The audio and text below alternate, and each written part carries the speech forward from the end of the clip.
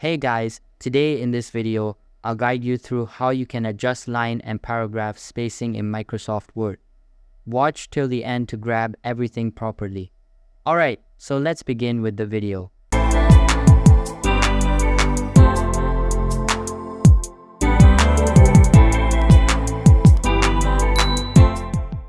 First things first, open the Microsoft Word software on your personal computer and make sure to open the target document inside it.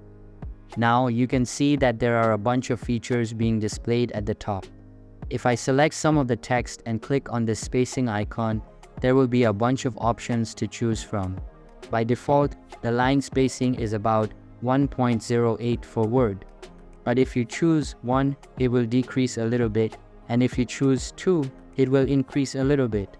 To select a custom value, click on the Line Spacing Options feature and you will have the current value under the spacing header.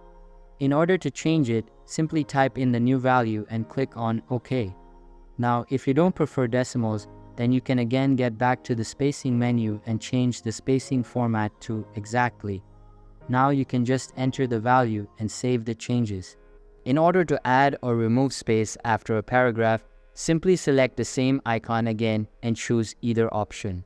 To control the paragraph spacing manually, get back to the spacing options menu and change the value to a preferred one. So that's basically how you can adjust line and paragraph spacing in Microsoft Word. So that's all for this video. Consider subscribing if you find it helpful, and I'll see you in the next one. Thanks.